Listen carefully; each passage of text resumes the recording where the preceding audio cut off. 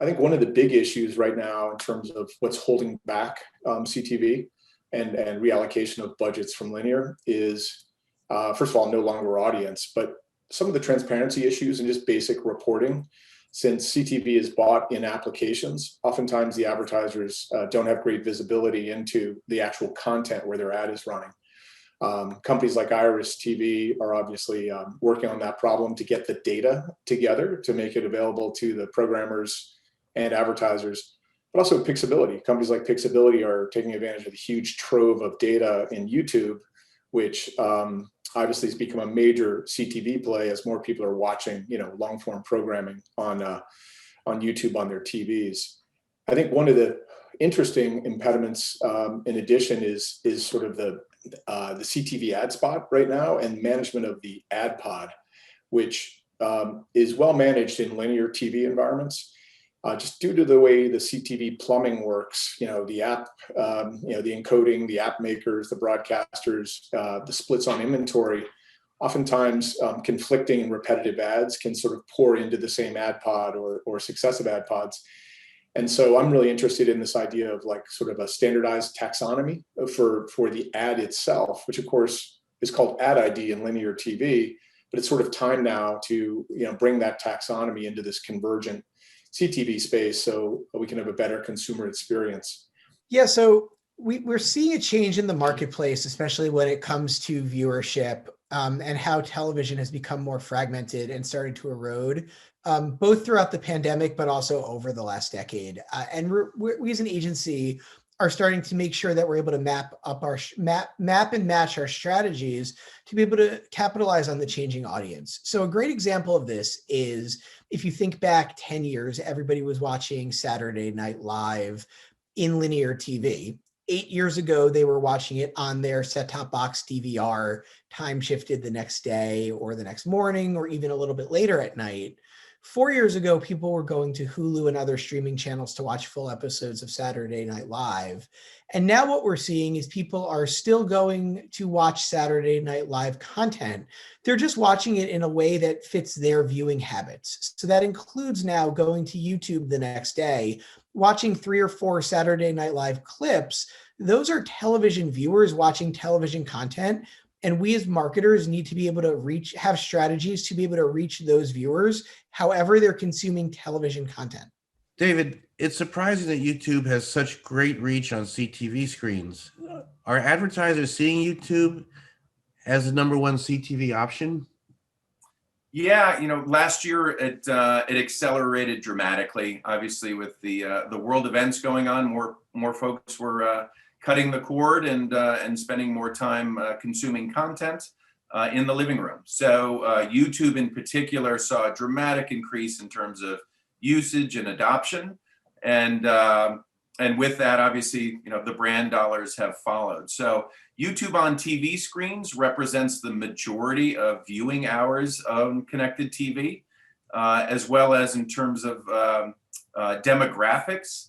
They are the dominant AVOD service for 18 to 54-year-olds. So brands have, as they've learned more about its reach into the living room, I think are looking at it much more as a strategic, if not the most strategic platform to reach their audiences. So yes, YouTube on TV has grown dramatically. With that, it's had a tremendous impact on our business as we continue to provide innovative solutions and expertise specific to YouTube on TV. So we're super excited about what's happening at the moment. So for us, connected TV was playing this role of upper funnel brand awareness. We were looking to introduce the brand to new people and also tell our story, talk about our technology in a way that people might never have heard about.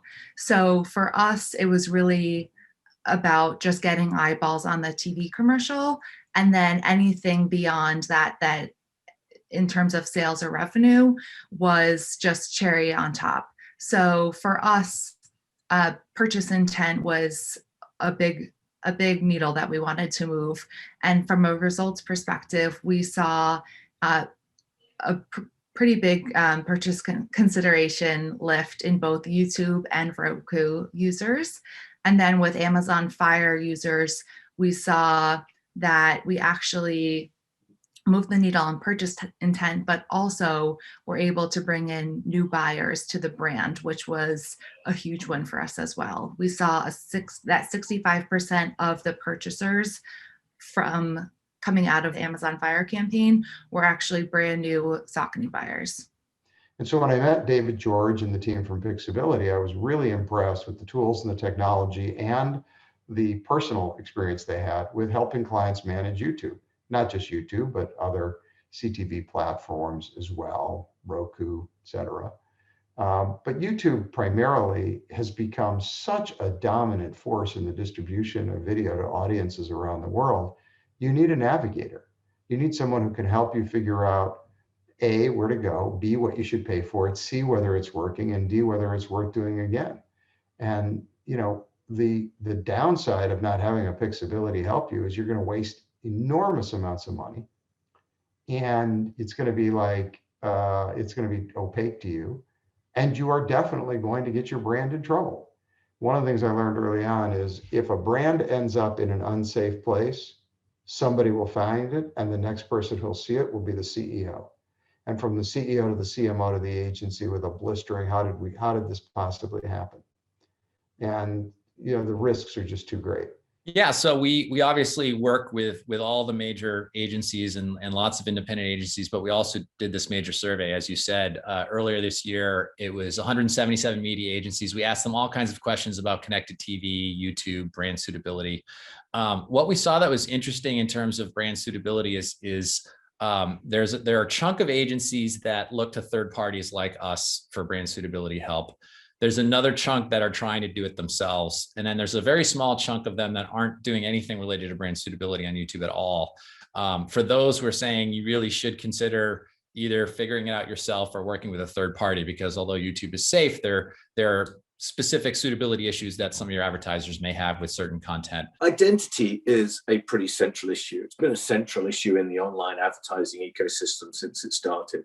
And anyone who is a follower of BeatTV will equally be a follower of the cookie deprecation story as it's being prosecuted by Google with Chrome, and the IDFA deprecation story as it's being propagated by Apple.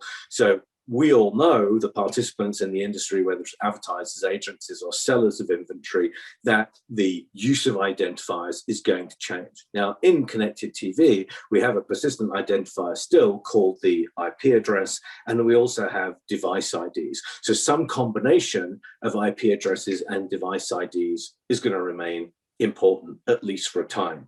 But some people will be looking ahead beyond that and making some assumptions that maybe even those areas will start to deprecate. And who knows what's going to happen as an even bigger range of walled gardens starts to emerge. So we've become familiar with the Amazon walled gardens and with the Facebook walled gardens, but we're about to become familiar with device-led walled gardens operated by people like LG, Samsung, and Vizio. And the whole data use and the use of identifiers in the TV market is evolving at really quite a space. What I'm hoping people are going to do is to stand back and look at other forms of signal other than identifiers.